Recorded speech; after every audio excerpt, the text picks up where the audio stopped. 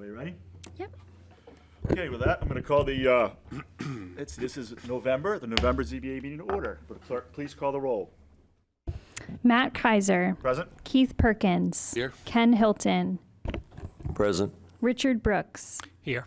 Brad Fredette. Present. Anthony Jones. Here. All right. Let's see, first order of business, let's see, let me check something here, yes. Well, eeny, meeny, miny, mo, I guess. Mr. Anthony, I'm going to appoint you as a voting member. First order of business on the agenda will be approval of minutes of the October 2nd, 2024 meeting. What's the wish of the board? Mr. Fredette. Make a motion to approve the minutes as presented, Mr. Chairman. We have a motion, do we have a second? Second. Second by Mr. Brooks. Any further discussion? All those in favor of approving the minutes, raise your right hand. All approved. Okay, item two, Alpha and Bravo, we took those as one, so we're going to take those as one tonight. That's the old business. So Mackenzie Ventures, Inc. is seeking a special exception from Table 4A1 for a multi-unit dwelling on a property located at 472 High Street, Unit B, in residential/commercial RC District, Assessors Map 40, Lot 040, Lot 04-Bravo, ZBA Case 15-2024, and that will be a public hearing. And the second item will be Mackenzie's Ventures is seeking a variance from Table 5A1 for a multi-unit dwelling without a required lot size on property located at 472 High Street, Unit B, in the residential/commercial RC District, Assessors Map 40, Lot 040-04 Bravo, ZBA Case 14-2024. And that will, so I will open it's a common public hearing. Ms. Crosley. Yep. So, as stated, the applicant is seeking two different applications for allowing to do this multi-unit dwelling at the property. First, the special exception. The application was continued from the October 2nd meeting for the following reason: for the applicant to provide additional information on the scope of the project, including parking and on how it will not impair the character of the neighborhood. And this was the same reason why the variance was continued as well. I can go over the special exception request and the variance request if everyone would like that, or we can move forward with it if the board feels comfortable. I don't see any need for it, Ms. Fredette, do you see? Unless you feel, Mr. Chairman, that it should be reread into the record, but otherwise, no. I'm good. Okay. So, The applicant has provided, I can address that. The applicant has provided a bit more information and clarification on the criteria for the special exception, which was included in your packet, and the variance included in your packet, along with a copy of the condo layout site plan for the board's reference. any questions for Ms. Crosby before we ask the applicant to come up? Are you seeing none? Will the applicant please come up, state your name, and provide us some additional information?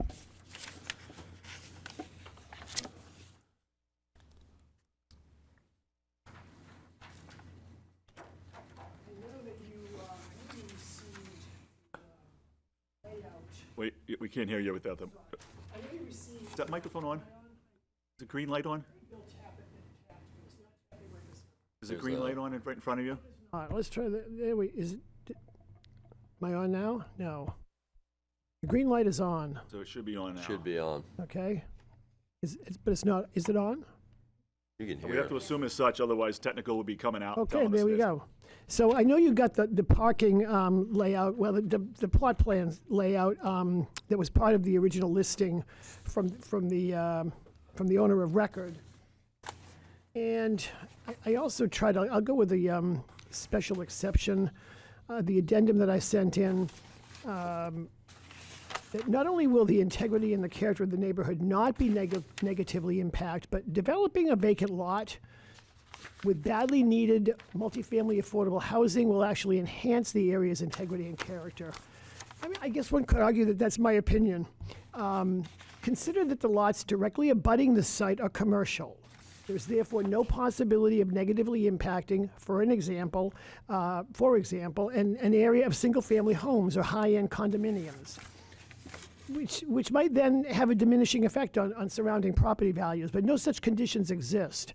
It seems that granting this application would be a win-win for the needs of lower-income wage earners, as well as the integrity and character of both the neighborhood and the city of Somersworth. I would also if you would indulge me just a little bit, I pulled off some material from the housing survey that was done in the city, and a couple of the things that it talks about on page 7. You don't have this, but I could happily give it to you if you want it. One of the things I highlighted was in a balanced rental market, the target vacancy rate should be between 5% and 6%. The vacancy rate in Stratford County was 1.1% in 2022, which is the latest year that they had figures for. I'm going to assume that it has not improved much, if any.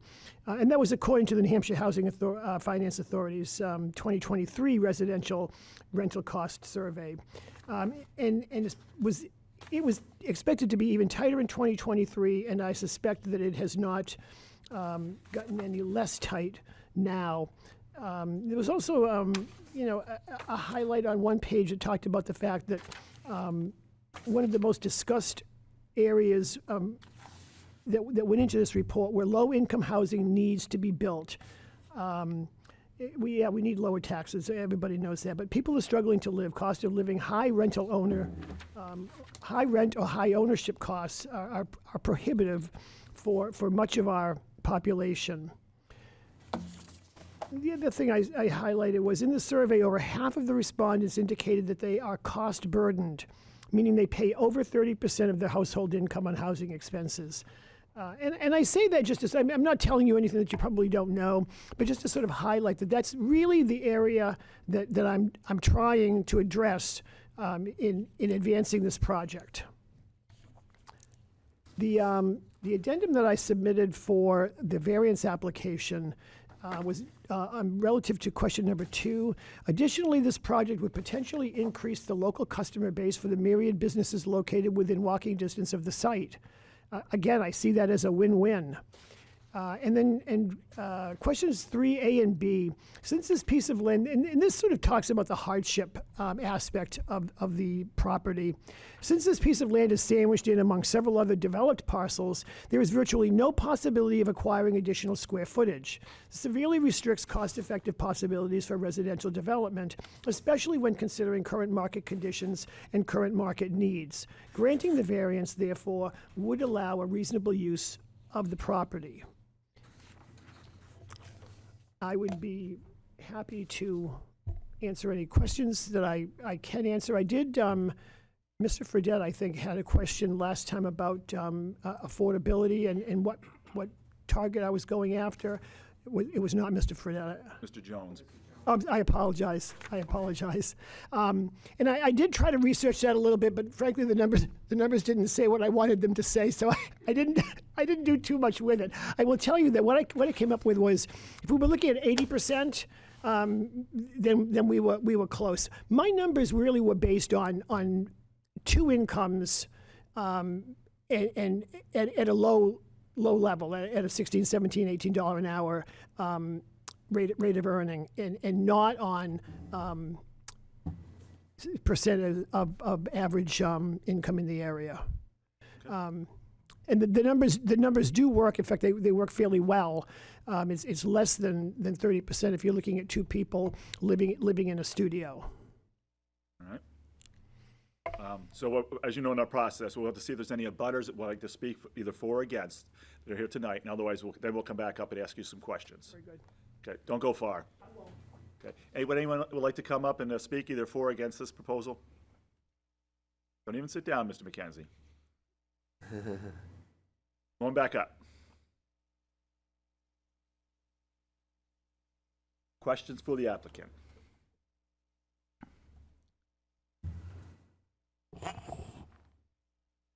Mr. Fredette.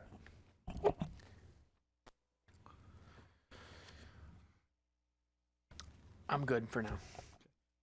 Mr. Kenzie, we talked last time about number of units. We talked that you believe what you want to you proposing how many units? 15. 15. And that possibly the square footage allows like 3 to 5, but you mentioned that the 3 to 5 isn't cost effective for you, right? It's not even close. Yeah, I mean, it's not even close. The cost of land acquisition, aside from the cost of development, construction, land acquisition would just not be possible. Okay. All right. And again, that's not really your fault, and I get that. It's just Yeah. the world in which we live. It is what it is. Yep, Right. there you go. It's the fact of doing it. Yes, I understand. I just want to make sure we're clear Yep. on that. Yep. All right. Other questions for the applicant? Mr. Jones? So you had mentioned that you're developing a vacant lot, but is it a separate lot? I mean, it's the same lot as the commercial property it's on. It's actually, I guess you could make a couple of different arguments, but it's technically a condominiumized lot. So, for example, I built a house in Berwick last year on a lot that actually literally and legally was a condominium. The land had been condominiumized, if you will. And that's what has happened to this piece. It was originally 3 pieces. It's now basically 2 pieces. I think the third one sort of went off and did its own thing. So it's lots A and lots B. Lot A is the front lot where the Dumas-Furland Dumas building is, and Lot B is the one that I'm working with. The plan's just a little hard to read. Do you know what date this TriTech plan is? I'm sorry? Do you know the date of this TriTech plan? Just a year, I don't. Zach, do you know that? 2014. 2014? Okay, so this subject site where you're looking at building was already condominiumized and Yes. part of the Yes, recorded sir. subdivision when it was done.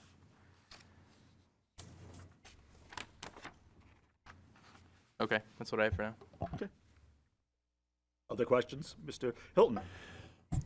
If you did the 3 to 5 units, you'd have to do market price for rentals, I would assume. Yeah, I wouldn't do it, but I guess anybody would. I would think. Right. Yeah. And so if we're trying to get low-cost housing from the private sector, then something like this is what is needed, Yeah. is my take, is what you're My saying. take as well. Yes. Okay, thank you. Yeah. I Other think questions? Can I add something or not? Absolutely. Okay. I just wanted to, and I don't know that this is really germane, but maybe it is. One of the things that I think might say something about this project is that, unlike some other things that you've had to deal with recently, this is not an area where like families are going to be negatively impacted, and so. It's in a commercial area. It's commercial residential, but it's mostly commercial. So I'm not dealing with things like negatively impacting kids on the in a playground or single family houses that are going to have their property values diminished. This to me it seems like a really good location for this kind of a project. Any other questions for the applicant? Mr. Brooks? As far as the as far as the variance goes, the hardship is obviously the hardest thing for anybody to satisfy with this. Can you just speak to that again, just so it's Yeah. I'll tell you where I tried to go with it, and I may have had dubious success. I tried to go with the fact that it's a fairly small piece of land. It's sandwiched in between businesses on all sides. There's no way to acquire more land. You could almost liken it to something out in the countryside that's landlocked. I mean, there's just so little that you can do with it in terms of residential. I mean, obviously other things could be done with it, but in terms of residential, there's just not a lot else that could be done with it if that were the use. So it's there, and it really can't be made bigger. All set, Ms. Brooks? Yep. Yep. Any further questions for the applicant? Mr. Hilton?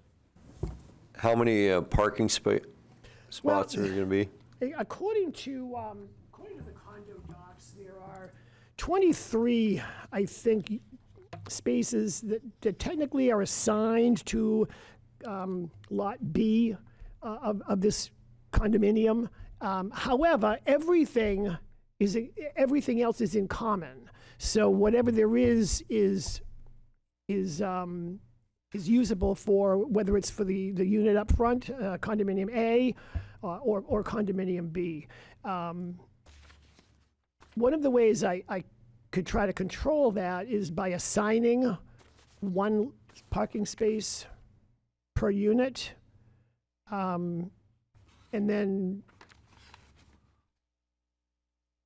catch as catch can on the rest. I would rather not have to do that, but that might be a possibility. Might be a possibility of trying to talk with the folks across the street, Brixmore, about long-term leases and parking places. Again, I'd rather not have to do that. It adds to expense. I feel like what we calculated out was technically with 23 parking spaces, it's 1.53, I think, spaces per unit. I think we could work with that. I believe we could work with that. Whether or not the city can work with that, that's up to you and/or the planning board.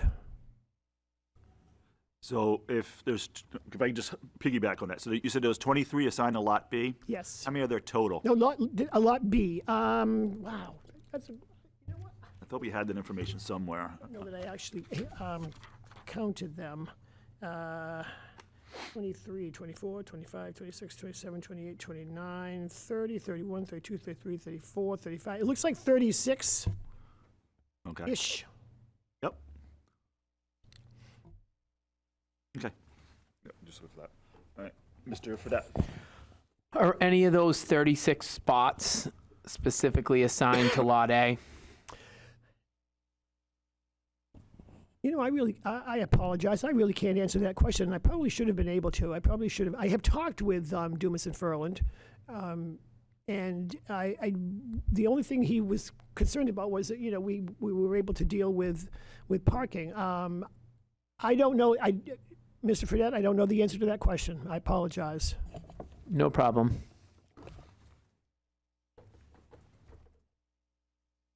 Further questions?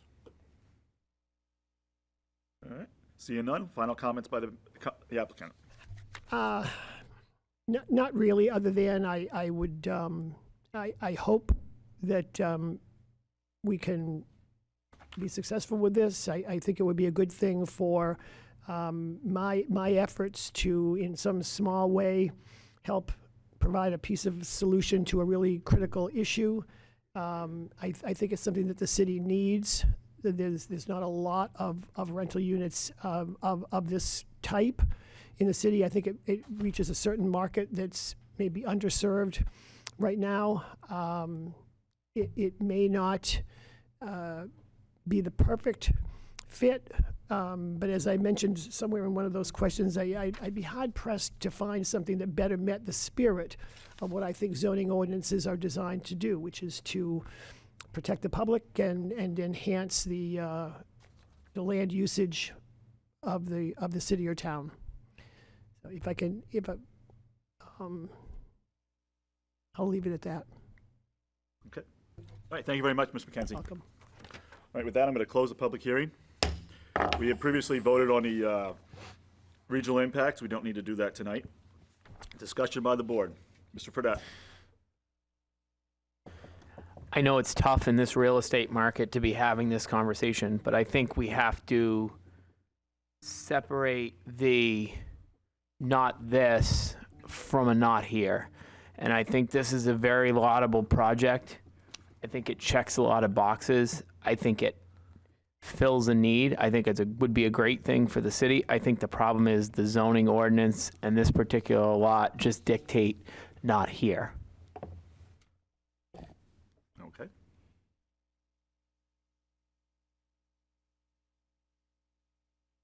Mr. Jones. Yeah, I have to agree. I definitely love to see affordable housing. I love to see affordable housing proposals. My issue here is that's not really one of the criteria we're voting on here in terms of special exception. nor is it necessarily true that this is any sort of rent-controlled or Section 8 type of deal. I'm also looking at the site plan, and I don't see any real room for buffers from the residential use to any of the adjacent commercial uses. So I think that's kind of where I land on not meeting criteria D. And then again, as to Fredette's point, the character issue in criteria B. But B? Yep, the character. Okay, gotcha. I'm using, I got the one with the numbers, and you're looking at the one with the letters. Not your yeah, fault, just sorry. the way it is. So I'm like, okay, got it. Further discussion. Mr. Fredette? And unfortunately, without further details on parking, I mean, that is a pretty good, probably 5,000 square foot, maybe 6,000 square foot building. I don't know without pulling the tax card. They are going to pretty consistently need some of those parking spaces. And the applicant said that, you know, the one concern that the abutter has here is parking. And based on the circumstances of the proposal, you know, the applicant's telling us that he needs 2 incomes to support these apartments. That in many cases is going to take 2 cars, which is 30 parking spaces, which is going to impede an abutter's ability to do business and use their property, I think. While we're on the parking, Ms. Crosley, what would, if the 15 units were in there plus the business, how many parking spots are required on that lot? Residential is based off of, it's if you go based off of the strict letter of the ordinances, residential is 2 spaces per unit, so that would be 30 spaces required for the residential use at 15 units. And office use is based off of 1 space for every 250 square feet of building. I don't have the specific square footage available to me at this moment. So unfortunately, I cannot fully answer that question for you.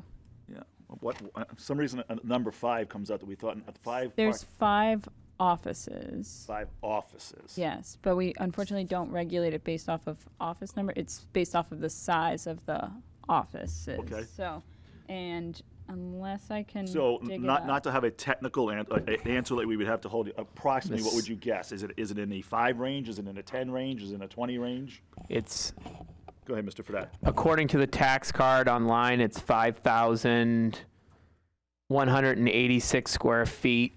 You said 1 for every 250 square feet, so that's 20 parking spaces if my rough math is correct. 20 and 21 essentially, because you're 5186. So you'd need a total of 51 50 to 51 parking spaces, piecing the ordinances together with my math. That sounds consistent. so approximately 20, reasonable. we're not- And like we've discussed before, the planning board can approve waivers, but that's not necessarily for the board's consideration at this point. Right. All right. Further discussion. Mr. Brooks, We are discussing just the special exception first. we're concentrating on a special exception, Yep, yes. just want to make sure I'm staying focused on that. Yep. So the special exception, I'm kind of on the fence on, to be honest. The purpose of the district really doesn't push for new residential uses, and I mean, this is a whole new construction for residential, so that kind of shies me away from it, so to speak. But, you know, I guess it's the parking, just the crowdedness of it, that, you know, it seems to be trying to fit a lot into a very small area. It really gets into the density end of it. So I think my concerns are more with the variance than the special exception, in my opinion. Just my 2 thoughts on that. All right. Excuse me. So if you look at the special exception criteria, and I'm going by what I'm using the applicant would fill out for the application. The first one is basically whether it would meet the requirements, and I find that it won't meet. So to give a special exception, in theory, the building, it should be able to meet all the other requirements. To me, requiring a variance kind of pushes that right out. I mean, if you require a variance to do what you want to do, then you really can't get a special exception, because that's contrary to the philosophy of a special exception. And second, it's not going to meet, I couldn't figure out where it would fit anywhere else. It really, the parking fits in that same criteria. Is if you don't have enough room you don't have all the parking spaces, that's another requirement of the ordinances that we're not going to meet. And as the applicant stated, anything less, really, a 3 to 5 units isn't financially feasible for him. We shouldn't even consider that for him. It's really, we're considering the whole ball of wax, whether he's the 15 unit. That's the proposal in front of us. Then we got the criteria 2. Any comments on that? I don't want to. Go ahead, Mr. Jones. Yeah, I guess I'd just add, even taking the variance out of it for the density and just looking at 3 to 5 units, I mean, I still have the same problem with the character criteria, and the parking doesn't become an issue, but the character and mostly the buffers around the parking area, looking at the plan. I mean, it's surrounded by commercial. It's not that far from Tower Meadows, so I'll give it a little credit for that. But I mean, it's literally surrounded on all sides. It's not a back of a commercial lot. It's a corner lot with direct frontage on a major commercial street. So that's kind of my addition. Yep. So that's kind of a discussion. That's discussion topic 2, or criteria 2, which is the character. Go ahead, Mr. Perkins. I think for criteria 1, for just the special exemption, Yep. I say that doesn't require a variance, right? To do the 4 to 5, like. It would not just the require to do a 4 to 5, correct. Correct. Right. Yeah, it's kind of a gray area, because the applicants, the proposal before us is 15 units. Right. So in theory, we could approve the special exception and not approve the variance. That's where I'm at. Right, but where I'm at, as I'm looking at, is the proposal before us is the 15 units. Yeah, I understand you can look at it either way, and I was looking at that exact same way last month. So you kind of discussed the criteria 2, which is the character. Character 3 is the explain how operation of use. It's criteria 3, which is the provisions and maintenance are adequate and appropriate utilities, drainage, and all that.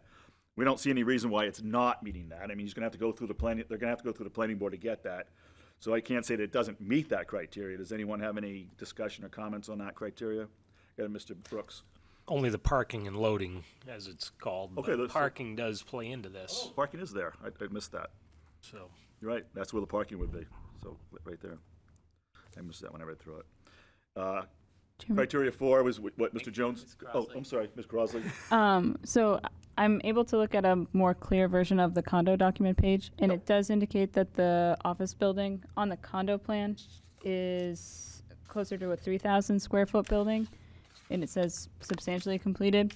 If it is the 3,000 square foot, it would reduce parking requirements for the office down to closer to 1112. Just for notes and clarification for that. All right, so Sorry. No, it's okay. The mix between the two. No, So we it's somewhere appreciate that. between the about 3,000 and 5,000. So it might range down. all right, the parking's still not proven. Okay. The next issue was the buffer that you talked about, Mr. Jones. That was criteria number 4, which is shield adverse effects on the adjacent properties or nearby properties, but not limited noise, glare, odor, will eliminate control through screening or buffering. No specific room for buffering. Any further comment on that one? Yeah, I mean, the way I'm interpreting it's a bit weird because it's almost the reverse. Like I'd be trying to protect the residents living there from the commercial uses rather than the commercial uses from the residential. You can't protect. We're not. Our job is not to protect them, but protect the other Right. people. I Right. know what you're saying. The criteria 5 is vehicular and pedestrian access. I really didn't see an issue with vehicular access or pedestrian access. I think that's a busy road. It's designed for a lot of traffic. There's currently a lot of traffic on it. Anyone disagree with that? Criteria 6 is how the proposal will not place an undue burden on municipal services. It's a commercial area. We have municipal services in that area. I don't see that there'll be any issues with that. Criteria 7 is adverse impacts resulting from such use upon the public health, safety, and general welfare of the neighborhood and the city. That's kind of a catch-all. I don't really see anything that I would say that's going to affect the public safety. I would agree. I mean, I think nothing in particular. All right. So what's just further discussion by the board? Mr. Fredette. I tend to err on the side of your logic, Mr. Chairman, especially now in light of the fact that we have seen the proposal, we've heard the applicant's proposal. I think we need to consider it a 15-unit building because we've been told by the applicant it's that or nothing. Very well. Any discussion? Go ahead, Mr. Perkins. So if we approve the variance, not the variance, the special exemption, could somebody else buy the property and use that same special exemption? Yes, they could. Okay. Yes. Yes, how long does that last? Is that a 24-month one? Correct. Variances and special exceptions are good for 2 years as long as you enact them within those 2 years. Otherwise, they're considered null and void. All right, further discussion. So we should address the criteria that it did not meet in whoever does the motion. So it sounds like it's not meeting really the criteria one in the criteria application. Criteria 1, criteria 2, criteria 3, and criteria 4. First 4 criteria. The requirements, the character of the neighborhood, the parking, and the buffers. Who would like to venture a shot at the motion? Mr. Jones. After review of the application, the file, and all the information presented to the board, I feel that criteria 1, 2, 3, and 4, for the reasons discussed of the special exception criteria, have not been satisfied. And I move that the request from Mackenzie Ventures, Inc. for a special exception from Table 4A1 for multi-unit dwelling on property located at 472 High Street, Unit B, be denied. We have a motion. Do we have a second? Second by Mr. Fredette. Discussion on the motion. The motion is to deny the application for a special exception based on criteria 1, 2, 3, and 4. Discussion. Okay, all those in favor of the motion, raise your right hand. Opposed? Okay, 4-1. So the motion passed. The application is denied. Ms. Crosley, what do we do with the variance? So the applicant could request to withdraw the variance request. That way, if there was any sort of desire to seek further variances along for the same intensity, it wouldn't have already been acted upon by the board, so there's no issue. If they're not allowed to do housing at the property, then the variance doesn't have a lot of purpose without the special exception. So if there was changes to the zoning ordinance or anything, there would be no issue with someone coming forward seeking a density variance in the future if it was withdrawn and not acted upon by the board, is what we've talked about. You all set with withdrawing that, Mr.? It is, except you can answer the question. Go ahead. If you would like to withdraw your variance request at this time, or if you'd like the board to make a formal vote on it. Do you mind if you just speak into the microphone so that we can catch it? We want to catch it on the recorder.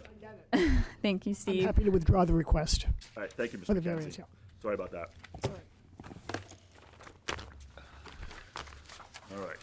All right. Next item on the agenda is item 2C. Any old business may come before the board. Ms. Crossley, do we have any old business? No. Any old business by board members? Seeing none, we're going to go to item 3, new business. Item 3A, Quimby Joust, is it? I apologize, but the applicant will have to help with their name. Okay. And Jason Lunt are seeking a variance from section 19.24 Alpha Bravo and Foxtrot to allow an accessory dwelling unit, ADU, that is detached and not internally connected on a property located at 1 Glenview Road in the residential/single-family R1 district, Assessors Map 81, Lot 31, ZBA Case 16/2024. There is a public hearing. I'll open the public hearing. Ms. Crossley. Okay. So as stated, the applicant is seeking to establish a detached accessory dwelling unit, also known as ADUs, within an existing garage. As proposed to be As proposed to be detached, the ADU would also not be connected internally or contained within or be in addition to the existing dwelling as required by the ordinance. The accessory dwelling units are permitted on any property containing an owner-occupied single-family dwelling, provided that they meet the criteria set forth in section 19.24 of the zoning ordinance. And there's no prior zoning board or site plan applications related to this property. The applicant is compliant with the ADU regulations for size, where it shall not exceed 800 square feet, one off-street parking space. The owner shall occupy one of the two dwelling units.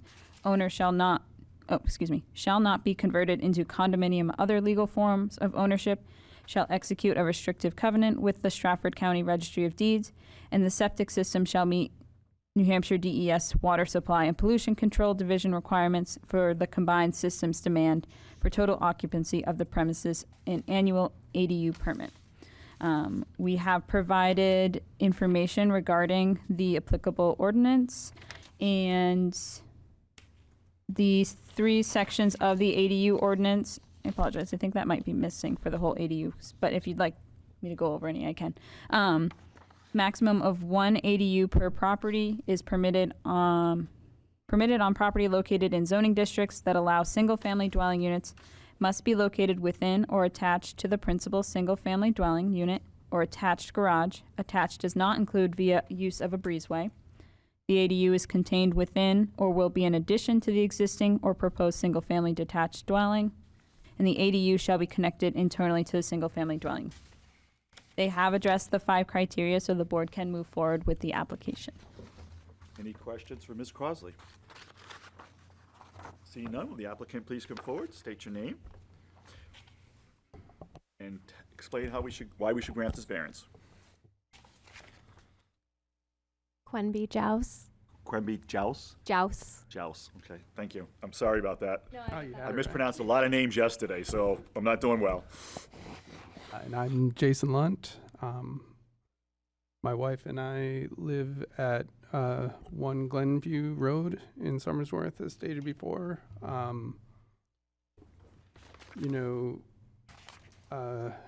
the beginning of this summer, my wife's mother passed away, and her father, looking to downsize, we thought maybe rather than seeking another mortgage or renting, could move in with us, and that we could convert this existing garage so he could live in it, be close to us and his grandson, while still being independent, with a sense of dignity in a place he could call his own. The structure itself, it's been detached, but in the same spot since for 50 years, since I believe the late 60s. I believe the footings were put in at that time.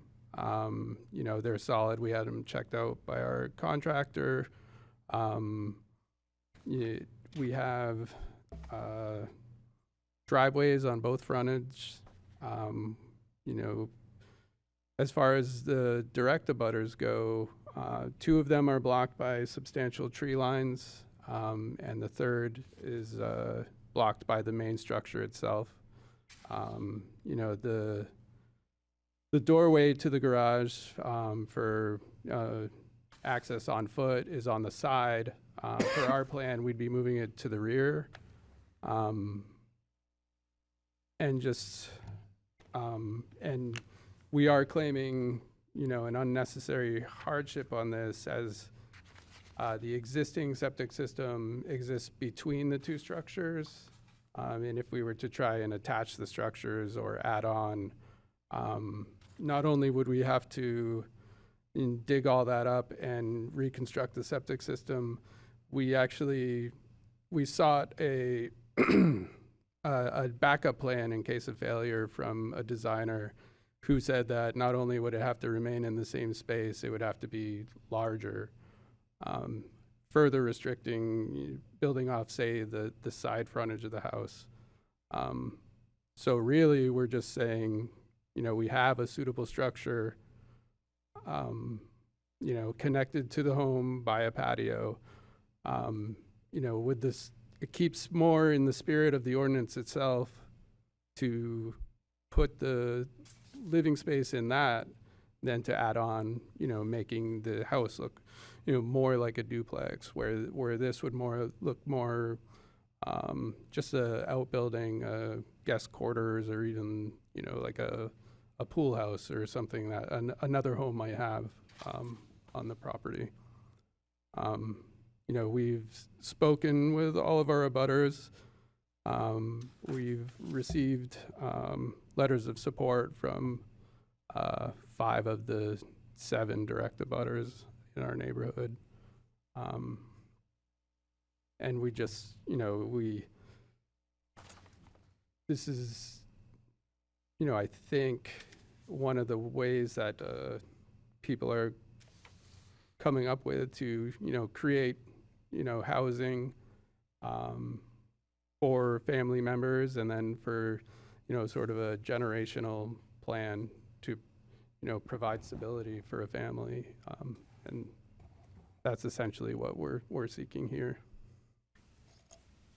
Be happy to answer any other questions. All right. You all, so our normal process, then we'll have to ask, see if any butters want to speak or against, and then we'll ask questions for you. It's just the process we need to make sure. Sure. So don't go far, just step off to the side. I'll ask if anyone wants to come up and talk. If they do, then, would anyone like to come up and speak either for or against this application? You can sit down now if someone's coming up. I don't mean to be, sometimes no one comes up, and so it's easier just to not, you know. That's okay, that's okay. State your name. My name is Pam Berube. I live directly next to them, and my property and my house is the closest building to the garage structure that they're referencing. I have zero problem with them doing this. They're not doing it to make a buck. They're trying to take care of an elderly parent, which I commend highly. I think it's important. You know, as far as all of the mechanics of the septic and all of that, I can't speak to that, but I can just let you know that I 100% support them being able to do this and getting the variance. What is your address? Well, that's an interesting question. Well, I think that one's going to be a hard one.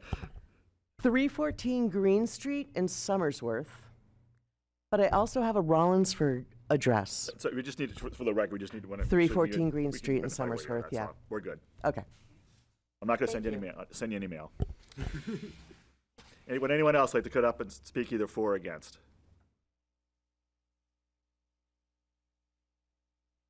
Okay, if you come on, the applicant, please come back up.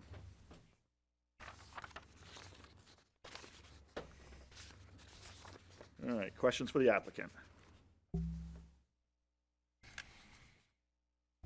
Mr. Fredette. I seem to always take the role of being that guy, Mr. Chairman. has to. So, criteria 3 requires that you demonstrate a hardship that in some way differentiates your property from other properties in the area that would dictate that the variance is unfairly, or I'm sorry, the ordinance is unfairly applied to your property and thus you deserve a variance. What is it about this property that is unique from other properties in the area? Just where the existing septic system for the property is, lies, you know, essentially where you would need to either attach or create an addition attached to the home. In order to make that happen,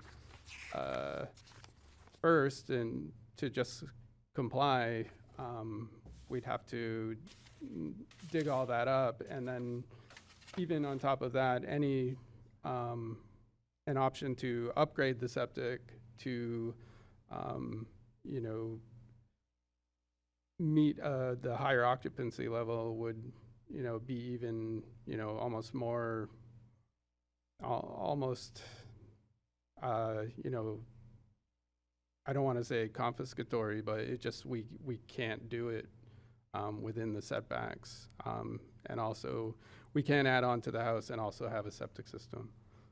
Can I Please. add on to that one? So I got 2 conflicting drawings here, and one is a hand drawing, which shows a septic system in the backyard behind the house. Yes. And I have a schematic drawing that shows the septic system the existing sewage disposal system, which I assume is the septic system, Yeah. it's the we're talking the leach field, right? Shows it off to the side of the house. It's it shows us off to the corner of the house, kind of in the side and in the corner, right? Yeah, I mean, those are essentially the same spot. The schematic drawing is, I don't think that's the scale where the, I'm sure it's not. yeah, where the other one is, that's exactly where it is. So so in your opinion, so what I'm trying to see, is there any other place you could add on to your house and make an 80, I'm assuming that you don't have room inside your house to have an ADU. I mean, I guess let's go there first. All right, could you put an ADU in your basement? There, we had, there was a, like, sort of a family room or activity room down there prior to when we moved in, and it had to be removed because the basement takes in water. So that's, we're unable to put it down there.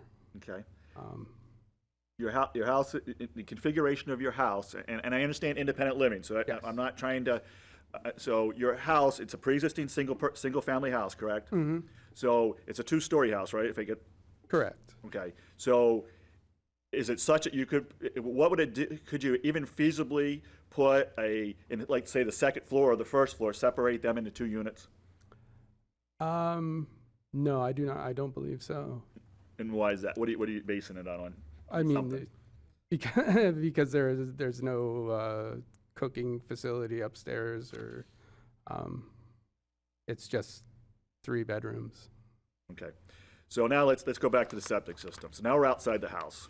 So if I look at your house, I look at this schematic, and I said, well, why can't he build toward the driveway? Like, if you want, to add on to your house, why can't he add a unit, that looks like a cape or an expanded cape or a family room that's a living quarters? Why can't you do that?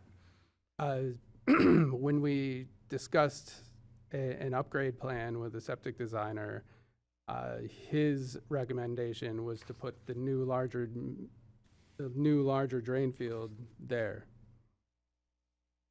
Okay, that makes sense to me. Okay. Yeah. I'm just trying to understand why. Right. So I look at your house, where else can you put an ADU or some structure that can do it? And I'm gonna ask Ms. Crosby this because since it's a corner lot, the setbacks, how's that work on a side front setback? He has 2 fronts and 2 sides.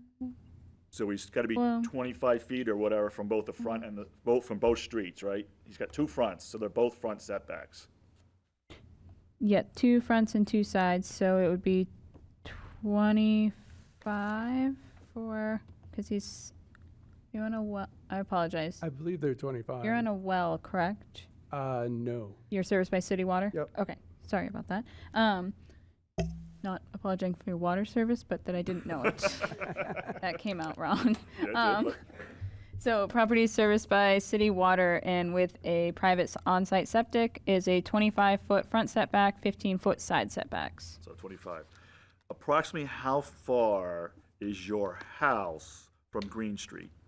25 feet. Your houses or your garages? The From Green Street, not Glenview. Right, probably the house, maybe 30. Okay, so it's okay. The garage is ahead of the house by maybe 5 feet. By about 5 feet. Okay. It looks in the picture. It looks like it looks like it's a lot bigger difference. So that's what I was just trying to understand. That's just me. Okay, got it. Other questions, Mr. Brooks? With the discussion about the septic service, are you, if this is granted, are you gonna have to upgrade the septic service to go along with the ADU as well? So, on the tax card, it's a 4-bedroom house. So I believe the septic is for that. It was put in by Bank of America when we bought the house, as part of that agreement. So you don't anticipate upgrading the septic We were hoping to tie it into the existing, given where it is, just hopefully come out of the corner of the garage and into the existing system. We did get a secondary plan. We were told that maybe a future ordinance would require not an upgrade, but existing septic with a state-approved plan.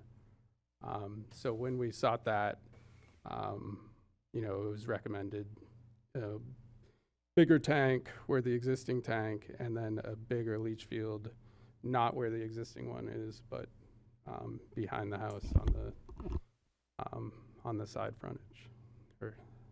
And does the garage currently have water or septic? No, it doesn't. For the moment? Mr. Fredette, did you have a question? I do. So facing your house on Glenview Road, I'm looking at the front door. How much room do you have on the left side from the left front corner of your house facing the house and the property line on Glenview Road on the left-hand side? That's That's the right side. And if that Glenview's on the right. Glenview where your thumb is. What? Glenview would be at the bottom. Green. No. Okay. There, Green Street. Right. So you want to know how much? If you're looking at the front of the house, you're looking how far to the left side of the Oh, house. I'm sorry. Is that the back of the? Is that the back of the house? No, that's the front. Okay, so if I'm looking at the front of the house, Okay. how Yeah. much land is there from this corner to that corner? Well, that is, it's probably 40, 45. But that's where the upgraded septic would go.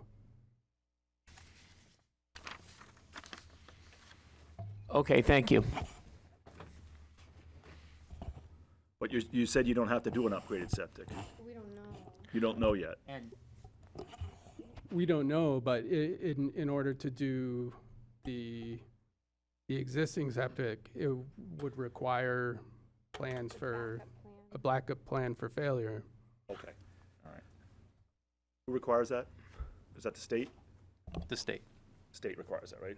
Well, state law, which ends up at the building inspector, so kind of both. Okay. All right.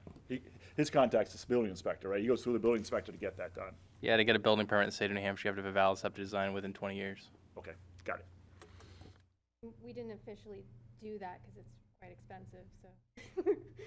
Understand. All right. Other questions?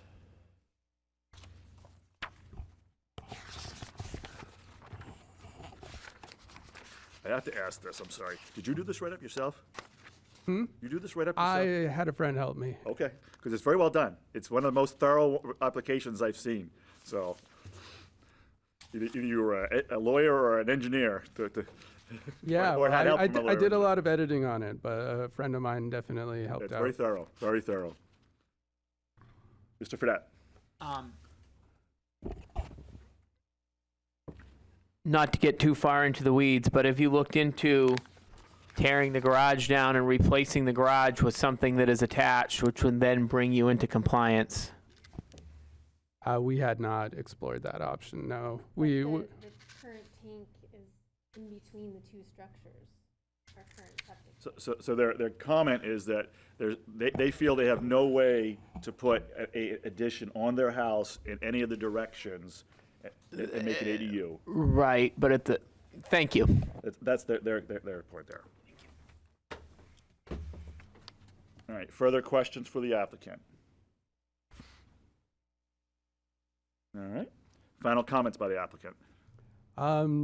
We've been watching a lot of, meeting minutes with the planning board and the mayor's housing task force.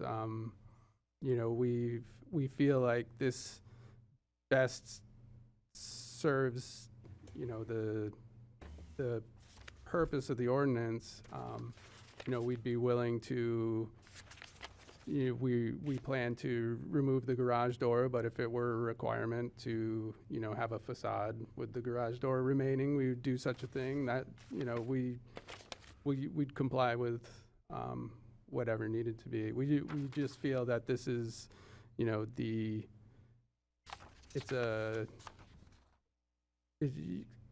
it's already connected to the house by a patio. You know, it just really fits that purpose, we feel. You know, rather than, you know, it's not like we're not trying to, you know, put a tiny house in our backyard or anything like that. This is, you know, nothing about the footprint of the structure changes. There would just be, you know, upgraded amenities within the current structure. Okay. Thank you very much. Thank you. You all set? I feel like I cut you off. I don't want to cut you off. No. I don't want to cut you off. Honey, did you have any? I guess I would just say that I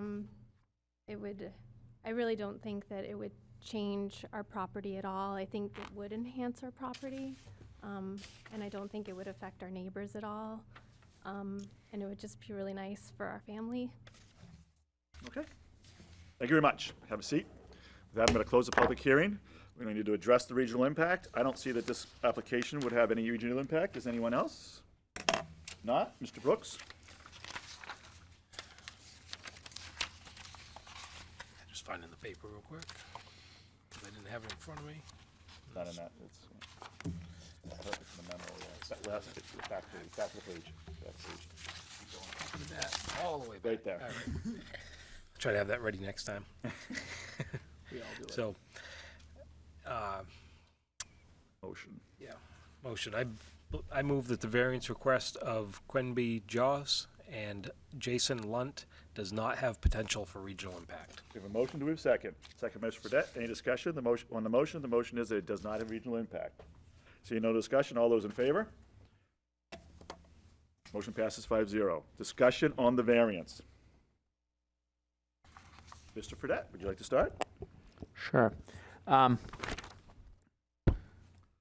So I try to consider every variance individually, but I always try to put it kind of in perspective as to what may or may not come by breaking it down to its parts. And I think what we have here is someone looking for a variance to convert a detached or to create essentially a detached dwelling on a single family lot with a septic.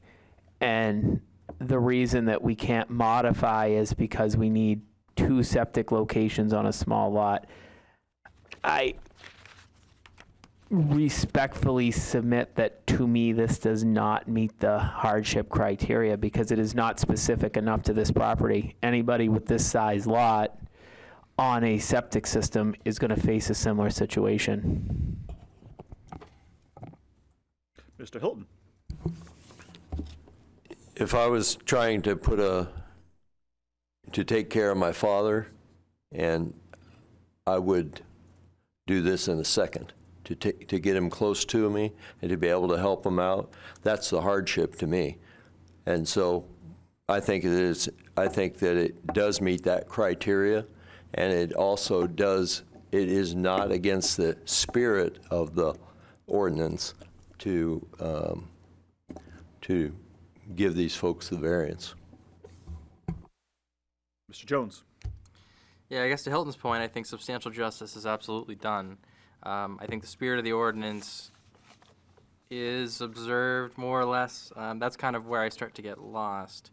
If the hardship is that we can't connect the 2 structures or we can't build an addition on the house because the leach field's in the way, I have a hard time understanding how the leach field couldn't just slide enough to allow that addition to exist.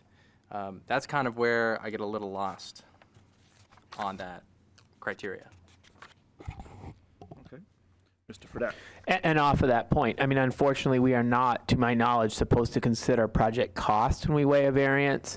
I mean, it may be as simple as part of the cost of this project, and as somebody who's engaged in several renovations, sometimes costs get bigger than you think. Some of the cost of this may be, as Mr. Jones pointed out, relocating the septic or moving it, whatever needs to be done, or the leach field, and that may just be part of what has to be done.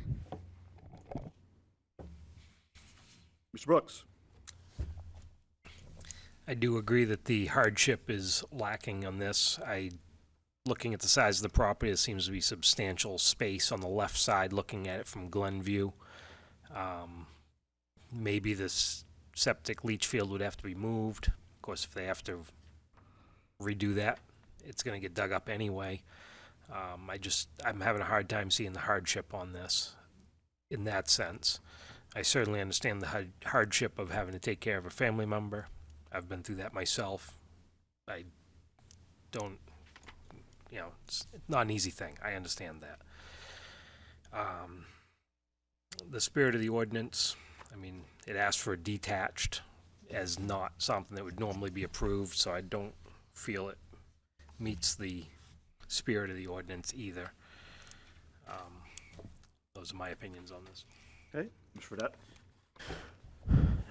And again, we've had a few of these in the past, again, just using them as a baseline. I think we had one a couple of years ago, but the stairwell was attached. It was all contiguous to the main building, only the stairwell wasn't inside or something. This is clearly two detached structures.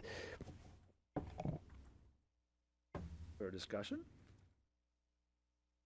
All right, I'll add my 2 cents. All right, I think if it's done right, I don't think I think the garage would look just like anything else. So I don't think it's going to affect neighboring property values. I don't think it's contrary to public interest. I think that I'm going to skip the hardship because that's always the fun one.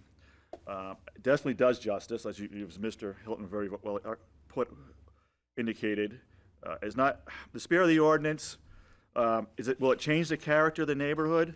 I don't think it'll change the character of the neighborhood. I don't think I don't see that I think it would meet the spirit of the ordinance because as long as you didn't change the character, and I don't think they're adding some big structure or making it look like a duplex, which is one of the things that we don't want to go do.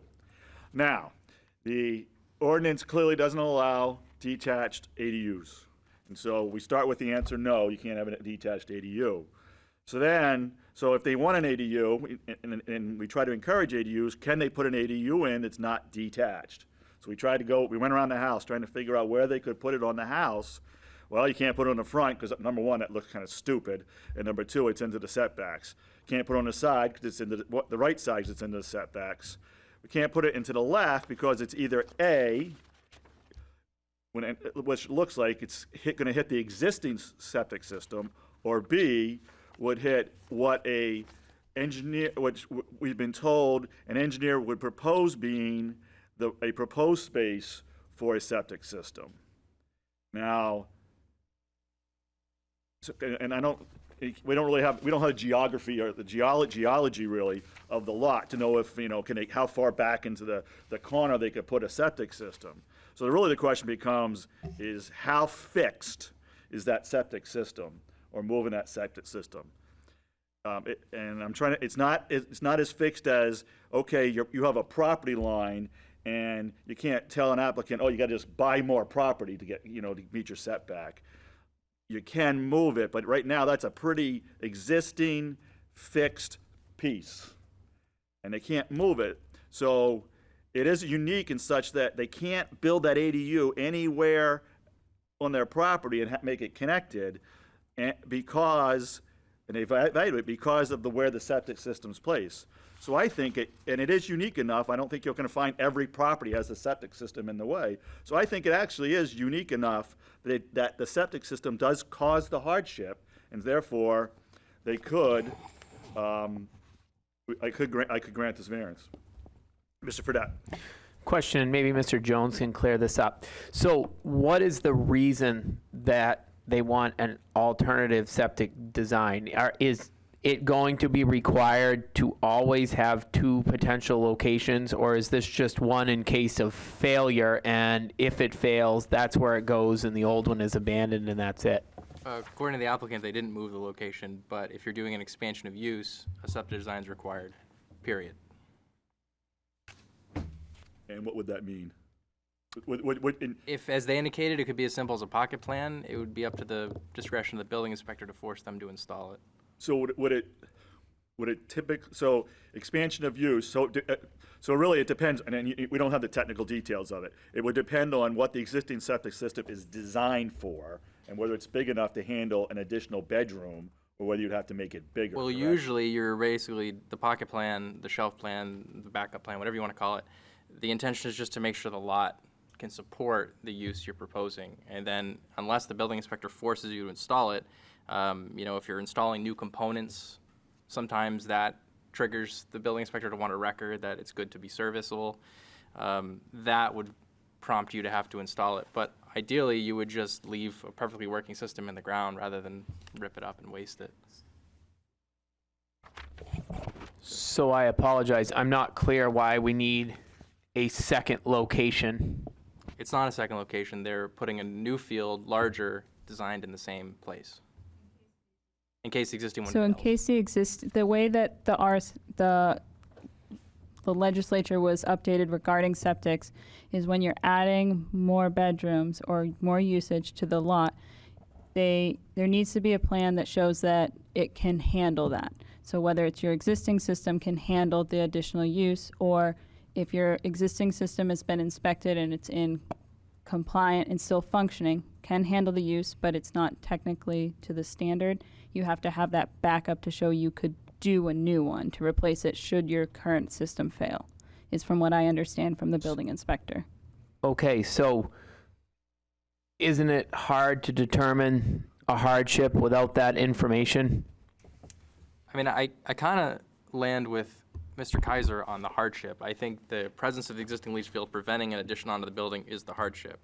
Where I'm lost is just the spirit of the ordinance not allowing detached ADUs to prevent overcrowding. We had kind of a lively discussion about this at the planning board workshop, which I can touch on at the end of the meeting for people who want to stick around.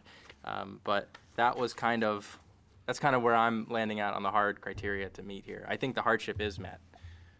Just for that. Yeah, I mean, I think the ordinance states that ADUs cannot be detached. So detaching an ADU does not meet the spirit of the ordinance because we're doing it because we want single-family neighborhoods to present a certain way. Now, if I'm correct, I don't know who can answer this, a replacement leach field could be identical to the existing one. Doesn't mean it's bigger.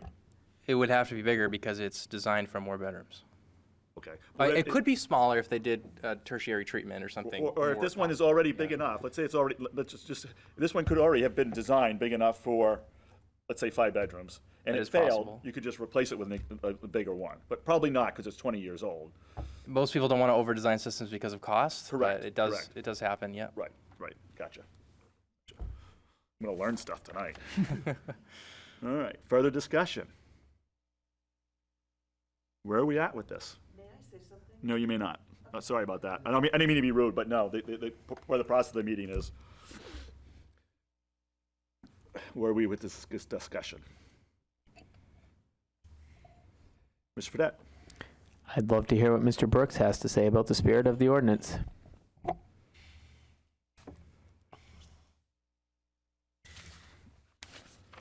I don't think it meets it, just simply because it asks no detached units. I'm just looking at the property, and I find it hard to believe there isn't room to add on to the side. And that's the struggle I have, because what I am getting hung up on, and I'm sure it's my lack of understanding, is that we're essentially saying the hardship is we need to create enough room for 2 leach fields, potentially, and that is our hardship. If I could correct you on that, the hardship, the existing leach field is in the way of doing an addition. The existing leach field is in the way of doing an addition on the house. Yeah. It has nothing. It has nothing to do with the size. Existing leach field's in the way. So, If you look at the right, draw- but if the you look at existing leach field doesn't surround all 4 sides of the house, to my understanding. Obviously, they can't build to the right. Okay, scratch that drawing and go with a technical drawing, an engineering drawing, which shows that if you look at the house, they can't build on the front or the right because of setbacks. They can't build on the side because of the leach field, and they can't build on the back because of the tank. And I will educate to the members of the board that the leach field is supposed to be 15 feet from foundation walls by state standards. So, But I think it fails on the spirit regardless, I think. Can I add you may. something from the variance criteria guidelines? It lumps in the variance is not contrary to public interest in the spirit of the ordinance is absorbed. Sorry. The explanation being the proposed uses must not conflict with the explicit or implicit purpose of the ordinance, must not alter the essential character of the neighborhood, threaten the public health, safety, or welfare, or otherwise injure the public rights. As it is in the public's interest to uphold the spirit of the ordinance, these two criteria are related. If we go just asking the board to consider more than the ordinance says you can't do this, but that's why the applicant is here. Because the ordinance says you can't do it, they're seeking relief from you all. So it does say you can't do it, but that's the purpose of what you are here for. Right. So Just to look beyond that. So the change, that's not meeting the spirit of the ordinance, what you're saying is, it'll change the character of the neighborhood. That's what you're saying. Just so you understand that. That's what she's trying to tell you. You can't just say it just because it requires it. It's because it's going to change the character of the neighborhood. That's the broad brush lawyer terms on it. Mr. Hilton, did you want to say something? Yeah. The ADU says you can't do this because it's not connected. But we are that's why they're coming, is to be able to do this and get a variance so that they could use an existing building, keep their existing septic system, and keep the cost for the family down so that they could take care of their father. To me, that's a screaming deal. So, thank you. Mr. Jones, and then Mr. Fredette, I thought you had your hand up. Nope. And then Mr. You have me thinking hard about the character. And the property is kind of near, on the Rollinsford side, a couple of multifamily dwellings kind of interspersed in single-family residential. So with that regard, I think I kind of revised my opinion in terms of it not being at odds with the character when you bring it like that. Mr. Brooks. Also, discussing the septic tank more, leach field, whatever component we're discussing here, especially with the 15-foot setback from any foundation, it does push me to believe that, this is a problem being in the way.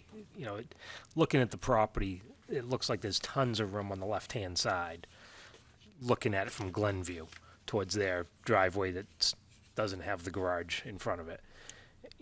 That's 160 feet or better across there, the front side of that property. So it seems like there's a lot of room over there.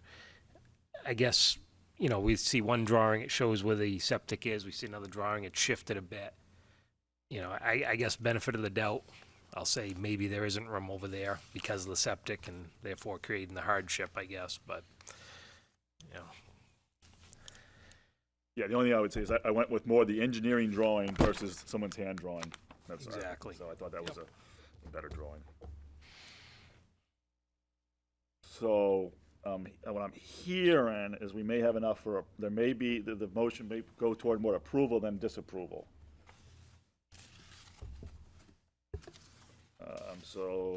Mr. Perkins? Oh, yeah, I agree with what you're saying. I'm for the approval. Okay. Mr. Jones? Mr. Fredette? Hasn't made his mind up?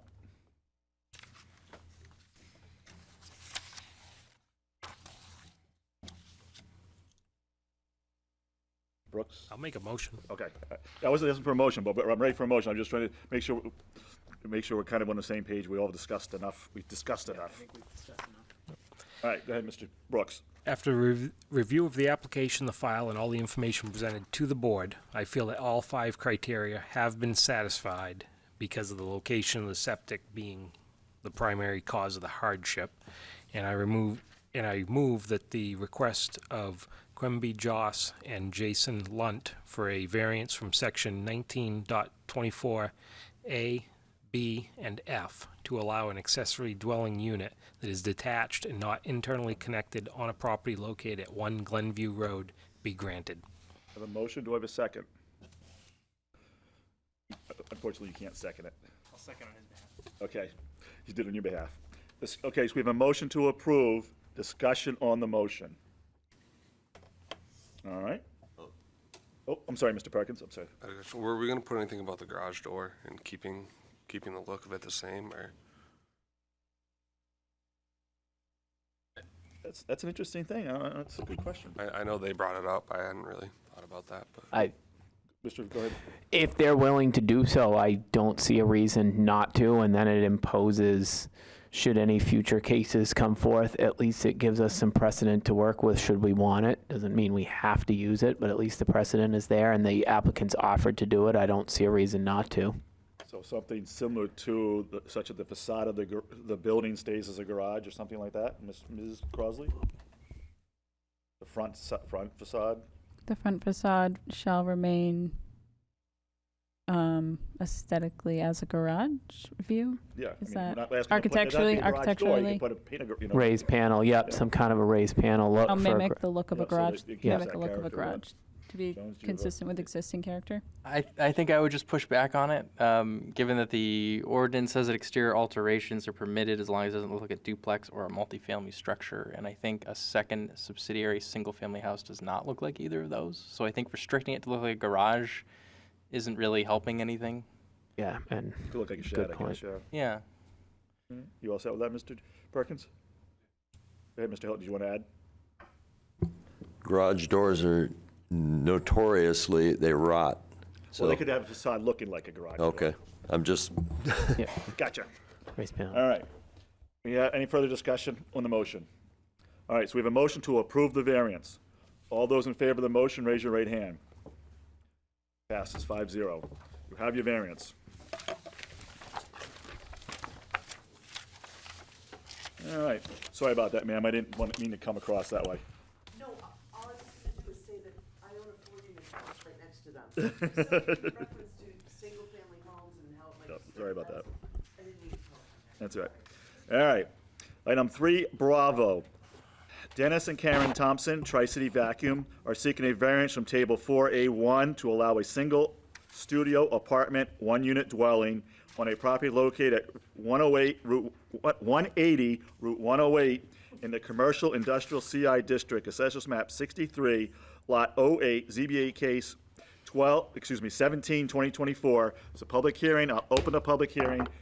Ms. Crosley. All right. So as stated, the applicant is seeking a variance to allow a one residential unit within the existing commercial building. The property has existing 2 commercial units. The unit is existing, the residential space is existing right now. The unit was found by the fire department due to a reported fire call. If it is approved for the variance, it would be required to be brought up to code, and a certificate of occupancy would need to be issued for the space. There are a few historic applications related to the property. A variance was approved in 1988 for relief from minimum lot area and frontage requirements in the commercial industrial district. A special exception in 1988 to allow construction of a building and parking area within the wetland conservation overlay district was approved with a few conditions. There was a site plan to construct the 3,600 square foot building for retail space in 1989, which came with a waiver from the requirement of parking. And there was a special exception in 1991 to operate a group daycare facility, which is no longer active there. It is occupied by 2 commercial uses now, retail. The applicant has provided a bit of additional information, which was sent out to you via email this week and provided in paper format for you on your desks tonight, that they have addressed the 5 criteria so the board can take action on the application. Very well. Any questions for Ms. Crosley? Go ahead, Mr. Elder. Additional? It should be on your desk. I have an extra copy. There's another copy. That's it. Yep. That's Yes, it. that You is. got it. You got it. Believe it or not, you got it. Mr. Fredette? Ms. Crosley, do you mind if I disclose our conversation? All right, so Ms. Crosley called me this week. There was concern from the applicant that I might have a background that would influence my decision, as I worked in a similar industry to hers for some years. I did have conversation with Ms. Crosley, consulted with Ms. Mears, and have determined that it will not influence my decision on this matter, as this is a zoning matter, not a business matter. I am also no longer fully employed in the industry and have not been for over a year. Very well. Any questions for Ms. Crosley? Okay, will the applicant please come forward, state your name, and convince us to grant the variance? Hi, my name's Dennis Thompson. I'm here with my wife Karen and my son Nick.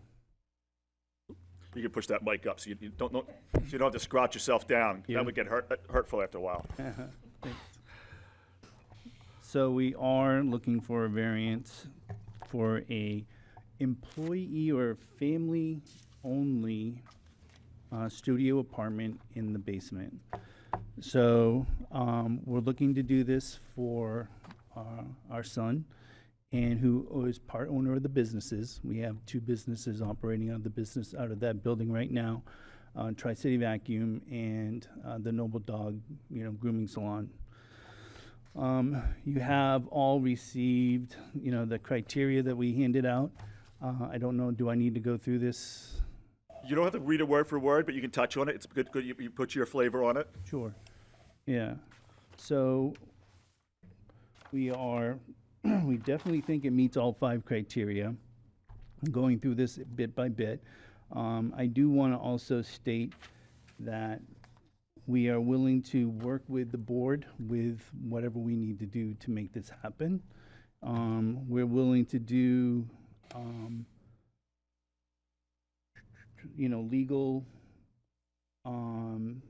things for adding to our deed so that it stays a, family-owned residential use only, so that, and we can record that with our deed, so that if we ever sell the building, whoever buys it, and we don't plan on doing that, would still get that where it has to be a family-owned unit. So we're not doing this to make money, to, sub it out and get rental fee for it. That's not what we're trying to do here.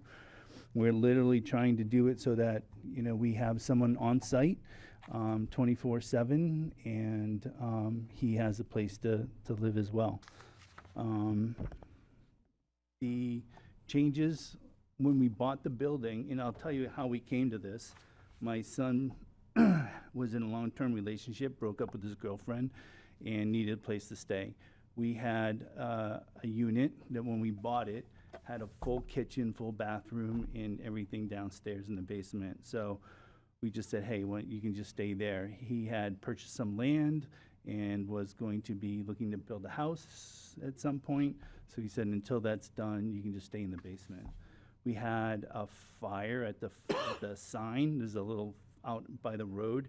The police came and wanted to see the electrical panel. So I walked him downstairs to where the electrical panel was. He asked, what's this? And I said, my son's just hanging out until he builds his house. And he said, you're not supposed to do that. And I'm like, oh, well, it had everything needed. It's got the full kitchen and bathroom. He's like, yeah, but you needed to go to the board and get a variance for it. So that's why we're here. So, yeah, I think the unit itself is hidden underneath. We plan on keeping our 2 businesses up top. The apartment you can't see it from the road at all. The hardship is that you actually have to access it through the main business upstairs. And the building itself is very small, and on the sides it has a slope, and it goes down, as you heard, into wetlands, and in the back it goes down into wetlands. So most of the businesses around us have much larger lots. They're flat lots, they're on slabs, and they usually have access all the way around them. We don't have that ability, so the only way to access that is to walk through our unit to go downstairs to where that is. One of the egresses actually comes right up into our unit, and the other egress goes out onto the back, 5-foot lawn before it hits the swampland. So we don't have the ability to put a road or put even stairs going down the side. We had tried that, and the people that came out to do that said that there's an erosion problem. If they start digging into the hill, they're concerned with the erosion of it because it's kind of a steep slope on front and sides. So they said they told us not to do that. So we're kind of stuck with this unit that we can't get, you know, another entryway down around behind it to come into the back door. And we don't want people obviously coming through our building, right through our business to go down into it. The previous person who owned it before had allowed that. There was a company that they made cakes down there, and they had like a small root beer factory that made, you know, small batches of root beer, which is why I guess they had the full kitchen. They had a stove, refrigerator, you know, sinks and everything. So, and they allowed them to walk right through their business to the downstairs using that egress from upstairs. Nowadays, that's obviously a legal concern with them walking through our business with all of our inventory, you know, cash register, and obviously them saying they, you know, trip over a vacuum and hurt themselves and sue us or something like that. So what we're trying to do is, instead of, well, we're not able to use the space, but since it's fully there for an apartment dwelling, we just wanted to, you know, put it on paper where, you know, legally we would be able to do that.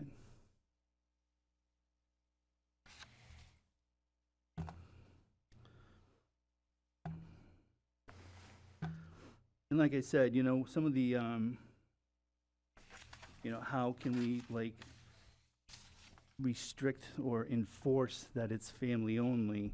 And we're willing to do the, a provision to the property's deed that reflects this restriction and set it so that it follows the deed with any new owner or anything like that. We're not trying to change the spirit of the, you know, area from business oriented. It's gonna be a single family person who actually works at the business that would be occupying this space. Questions? All set? Do you want, okay. Was anyone else gonna come up and talk, or no? One. I can't, oh, there's young ladies behind you. You wanna come up and talk? Well, I'm not forcing you to come up and talk. Okay. Have a seat, sir, and then she can come on up. I'm sorry, you're right behind him, I didn't even see you.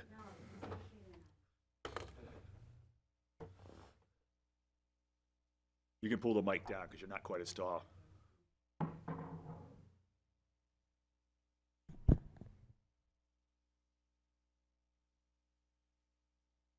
Okay. Hello and good evening to the zoning board members, as well as everybody here tonight and everybody at home watching Channel 22. My name is Jessica Paradise, and I'm a Ward 1 resident for over 25 years. I've raised 5 kids in Somersworth in the public schools, and I've served on both the city council and school board for many, many years, as well as served on just about every city committee that we have. I am also a former city councilor chair of Somersworth's 10-year master plan, commonly known as Vision 2020, which was made up of a body of city lawmakers and residents responsible for holding the city's departments and boards and committees accountable for adhering to the goals established by the Vision 2020 Committee, commissioned by the mayor to follow the state guidelines regarding goals and state funding. Every city has a master plan. There are many public forums held, and we created a charrette charged with creating a strategic plan for the city based largely on revitalization, sustainability, and development. It's an 82-page, intense, and well-planned document. If anyone here or at home would like to view this document, it can be found on our city's website or by Googling Somersworth's Master Plan Update. I'm here tonight to encourage this body of dedicated citizens to continue to adhere to the city's strategic planning goals by granting the Thompson request for a variance. The Thompson's variance request, which would allow for a dwelling in the basement of their businesses located on Route 108, while meeting several of the goals that, as a municipality, we are required to strive for to ensure the sustainable development of the city's 12,000 residents, which was voted on and adopted by the city's governing body years ago. As a matter of fact, the variance would be in compliance with and meets 5 of the city's master plan goals. Number 1, growth and development strategy. Specifically 1.7, amend zoning to encourage more mixed use and full reuse of existing structures. And 1.8, actively pursue the growth and enhancement of diverse retail activities that serve residents and encourage travelers to stop and buy goods and services. Number 2, taking a leadership role to build a sustainable community for current and future residents. Number 3, actively engage growth that is consistent with the city's vision and master plan and provide a balance of residential, recreational, business, industrial, and institutional needs. Specifically, 3.3, encourage development of high quality and professional offices and complementary mixed uses along defined major corridors such as Route 108. And number 4, which is actually goal 5, promote business development that encounters entrepreneurs, locally based businesses, and quality employment opportunities for all. Specifically, 5.2, seek to retain and attract businesses that provide quality jobs and improve tax base. Lastly, number 5 is the 6th goal, grow great neighborhoods that provide a variety of housing opportunities to accommodate its diverse citizenry while respecting the city's natural and cultural heritage. Specifically, 6.1, examine the possibility of revising the city zoning ordinances to provide for more compact, affordable residential development. And 6.2, encourage greater opportunities for homeownership and owner-occupied properties.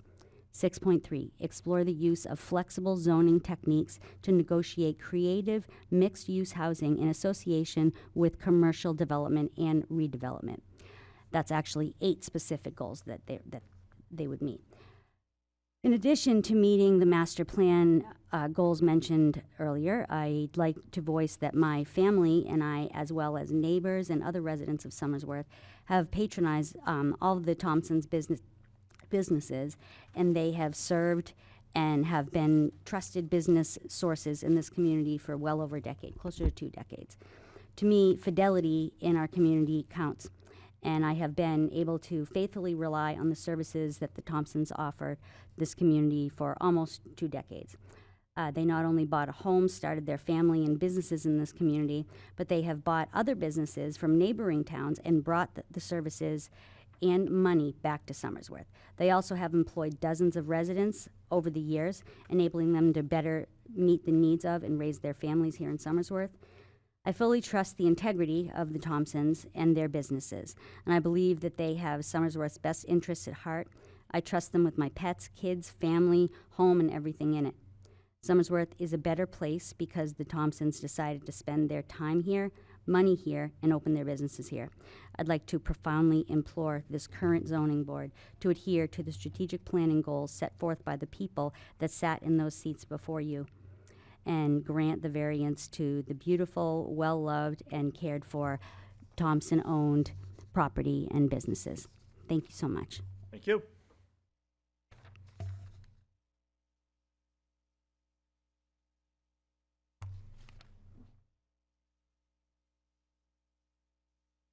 You guys are all set? You guys are all set, right? Come on up. Questions for the applicant?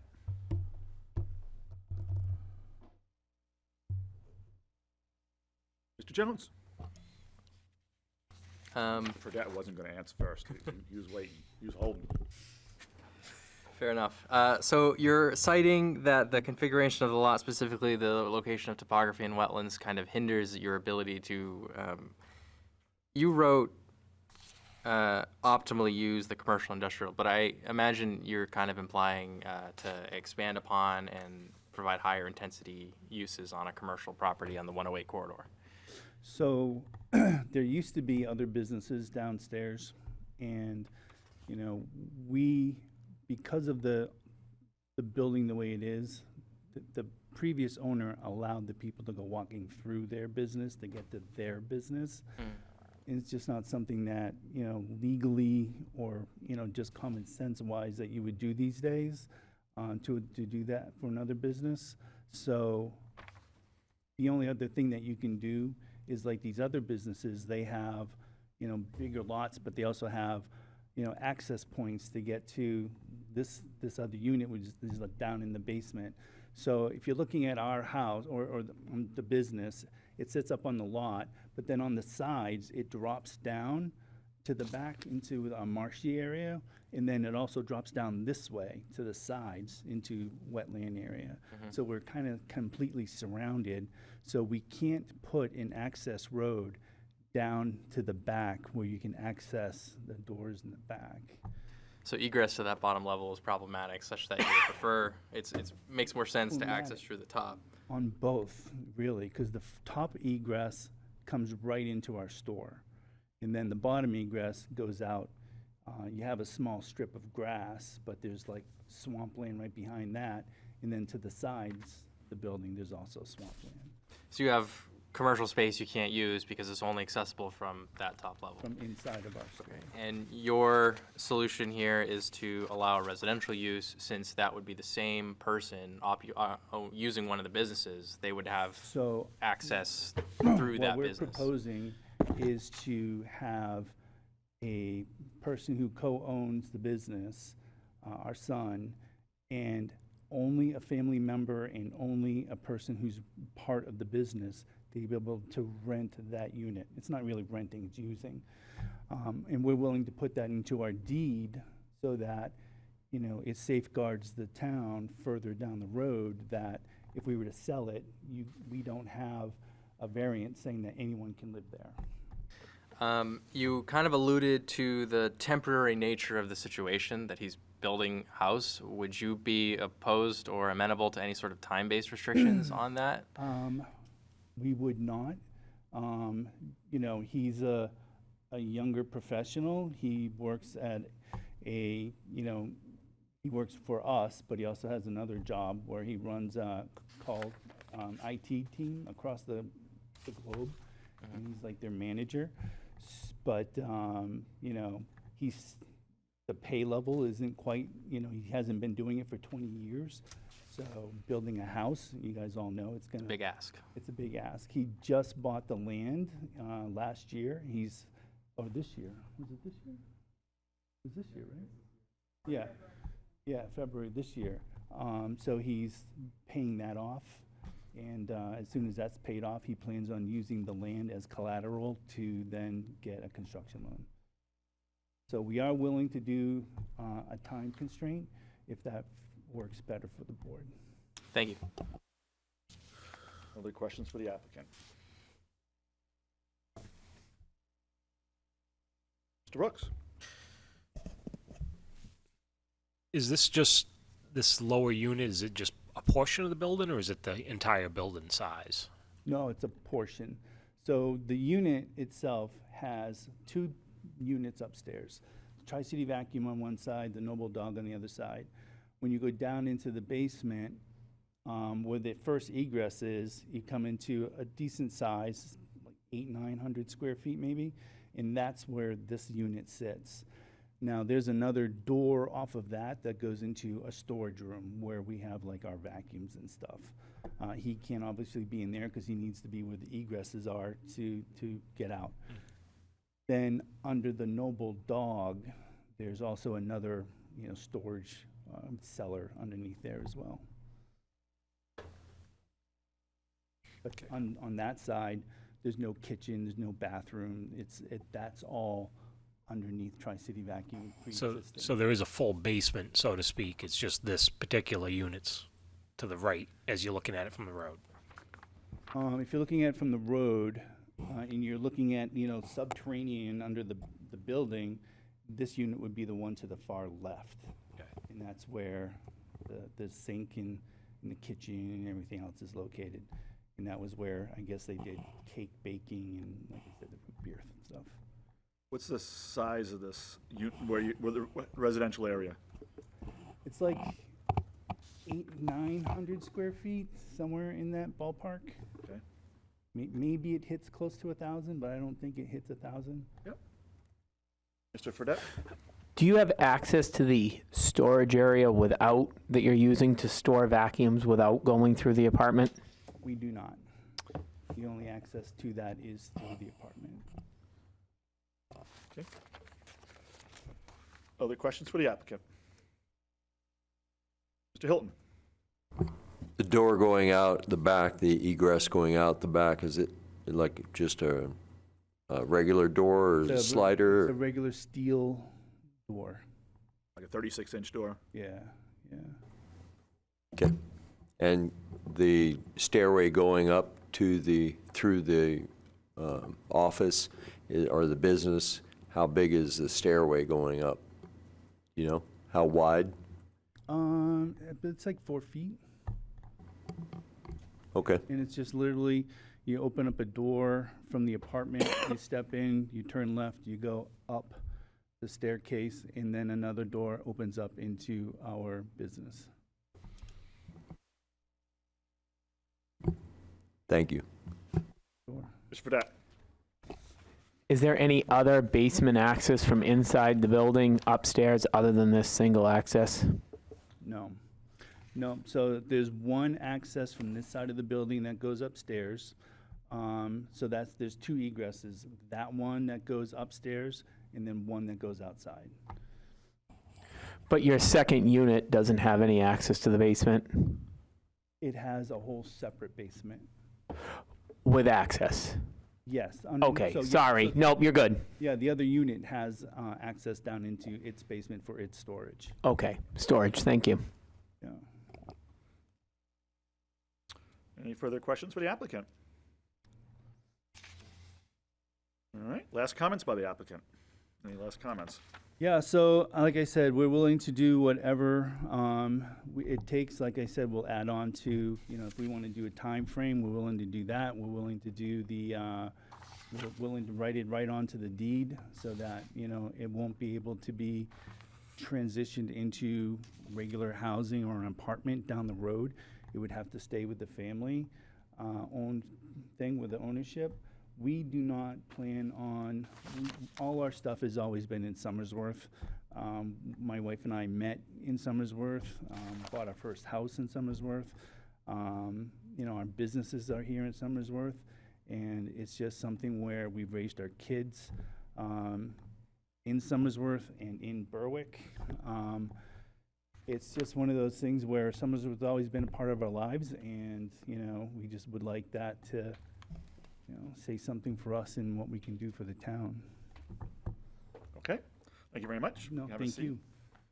Close the public hearing. First thing we need to discuss is regional impact. I don't believe this application has any regional impact. Mr. Brooks? Thought you can have it ready this time. I'm ready. He's there. You caught me just as I was getting ready to speak. I move the variance request of Dennis and Karen Thompson of Tri-City Vacuum does not have potential for regional impact. A motion, we have a second by Mr. Perkins. Any discussion on the motion? The motion is that does not have regional impact. All those in favor of the motion, raise your right hand. Mr. Fredette? Okay, motion passes 5-0. Discussion on the variance. Mr. Fredette's ready to go. I know it's in the packet. Just want to turn everyone's attention to Jeff Glantz, Code Enforcement Officer Glantz email. Brad, I want to note that that is not included in the packet. That is part of my packet. I apologize. It is just correspondence from the building inspector of what improvements would be required for code-wise, but the whole board does not have copies. Can I read it into the record? Sure. Just because I think it's kind of relevant to the discussion about, is this apartment or is this converted storage space? Okay, it's from Jeff Glant to Michelle, dated Wednesday, November 6, 2024. Okay, Michelle, I have not been into the basement of 180 Route 108 High Street since final CO inspection. However, it was not set up as an apartment at that time. It did have a small kitchenette area and was an open area. If this were to be turned into an apartment scenario, it would need to be brought up to current codes for egress from a habitable, it must be an error, sorry, from an habitable space. I believe there would need to be a walkable pathway from the existing rear door to the parking area with steps and lighting as needed. It would need an egress window from bedrooms, and mechanicals would need to be enclosed and fire rated.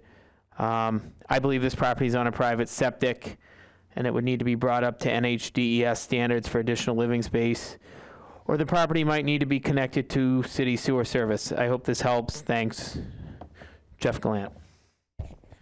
I mean, very sympathetic to the applicant. My challenge here is it doesn't, and the more they're describing the layout of this building, it doesn't sound like an apartment. It sounds like a storage area that in order to access storage for their business, they're going to go through this person's apartment. And from a zoning perspective, it's in, from what I read, the CI zone, and I don't see any immediately adjacent residential uses. One thing I do want to discuss, I don't believe we can put a time restraint on it. The only thing that is allowed by the code, the time restraint, is if it was for a handicap. We can do that, but I don't know that we can put a time restraint. A variance is good forever.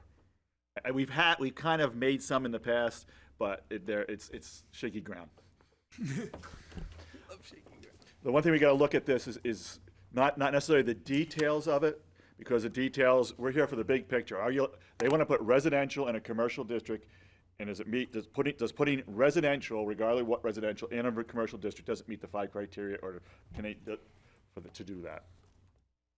Good, Mr. Fredette. And I mean, I think what Mr. Gallant's email alludes to is that, you know, this was not a pre-existing non-conforming use. Yep, understand. Further discussion, continued discussion. Mr. Jones. I guess the crux of the application here is, are we sympathetic to the storage space under the buildings that's not usable as commercial space in support of allowing it to be used as residential living space?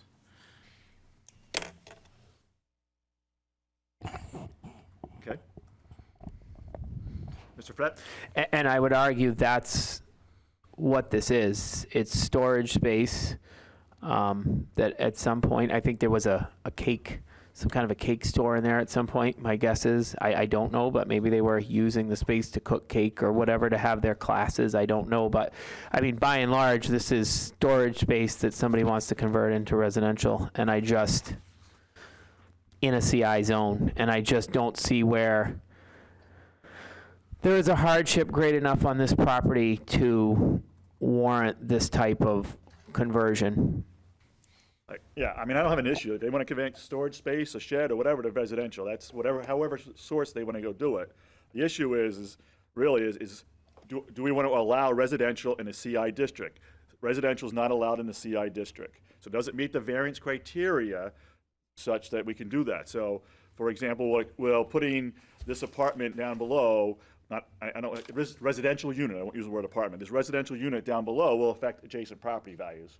Most likely not. No one's ever going to see it, so it probably isn't. It's not going to affect adjacent property values.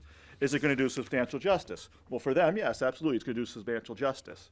Is it going to have any effect on the rest of the community? Let me get the criteria here, but public interest.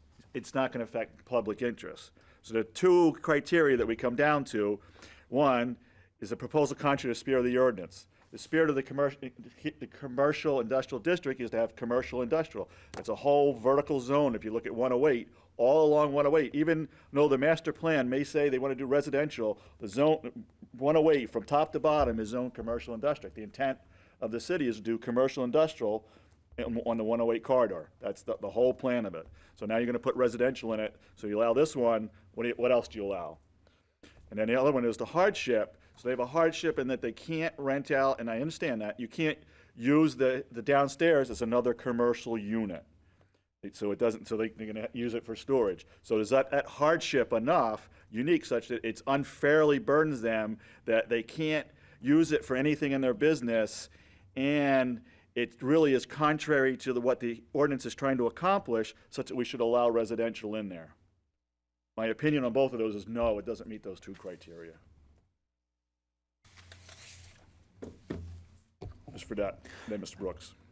I agree, and without looking at the property, I would argue, without further looking at the property, but looking at some of the notes, I would say that a fully legal residential dwelling there is not going to be a simple conversion. By the time you get all the egresses and everything done, you're going to have But again, some, that's- right, no, I'm not arguing with you, I'm just laying that out there. yeah, not our issue. Mr. Brooks. I've actually been in one of these units when it was a thrift shop a number of years ago, and you know, it's nice wide stairs, easy to get down there, but yeah, it is connected to it, very much like an extra storage area, maybe for extra inventory, overflow, whatever. It just seems like the way it was constructed when I've walked through it years ago. You know, does that create the hardship? I don't know. I mean, there's lots of businesses that probably have more or less space than what's desired. It's a matter of getting, you know, shopping around and finding what meets your needs. Obviously, there's only 2 storefronts when you look at it. Basement is really not designed to be an extra unit. So, you know, even looking at the variances that this received to build itself, initially be built, is, you know, they certainly crowded the wetlands significantly. So, you know, to construct a walkway down there, I certainly see that would be as a difficult task because of the topography of the area. You know, how does that interfere with making it a residence? That's not exactly our problem. It's the applicant that would have to figure that out, but it seems like it's very much encroaching on the wetlands already.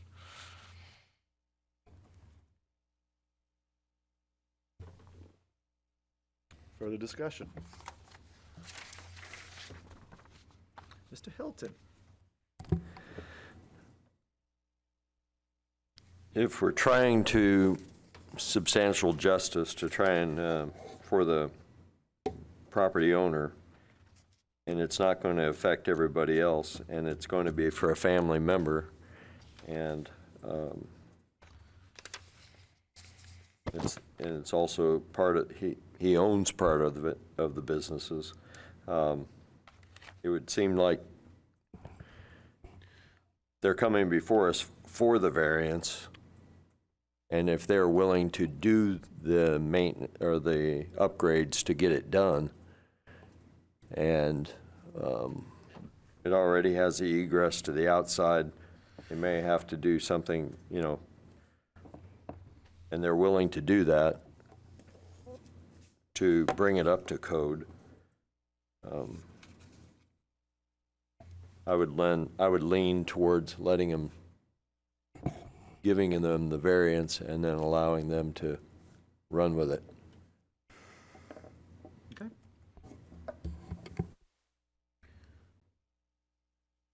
Further discussion? Further comment? Mr. Jones? So there are properties on 108 that are mixed use because the CI district is a corridor, as you suggested, right? So that goes to the back lot.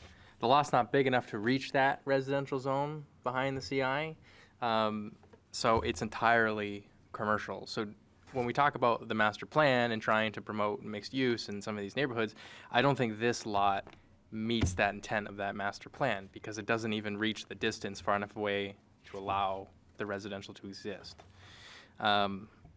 As Fredette had mentioned, there are no adjacent residential uses to speak of. It's pretty much commercial the whole way down. The back of it's all wetlands, so it's a lot of conservation land as far as you go back. But I'm not convinced that allowing a residential use here kind of meets the spirit of the ordinance, given that it's entirely commercial, industrial, and you know, they don't allow any form of residential use, not even home office in that zone. And I know they're here for a variance from that, but I don't think it meets the spirit of that master plan. For that?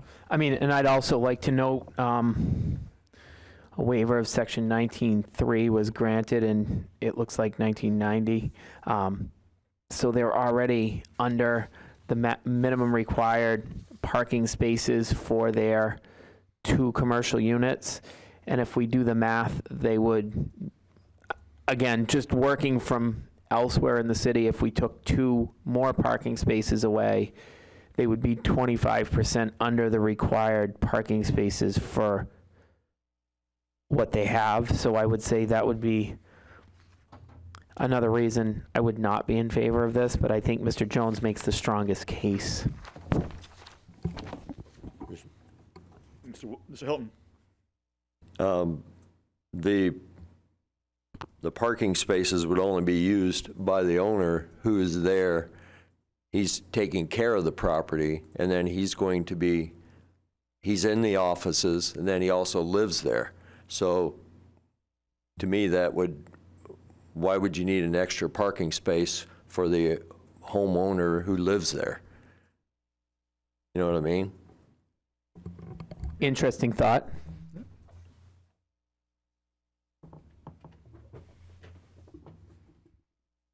Do you want me to address that? Nope. Okay. Further discussion. So I'm hearing criteria, as we call them, to criteria 3 and 5.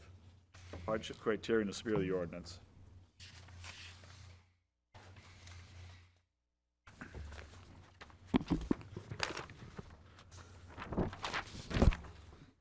Mr. Fredette. So the hardship, the reason it doesn't meet the hardship is because the building as it is can be used reasonably as a commercial industrial Yeah, use in 2 units. I just want to make sure, because I know, I would agree. There's nothing unique about the building that it should be a residential unit. okay, thank you. We should allow residential use. That's what I would think. Chair is ready for a motion if anyone else is.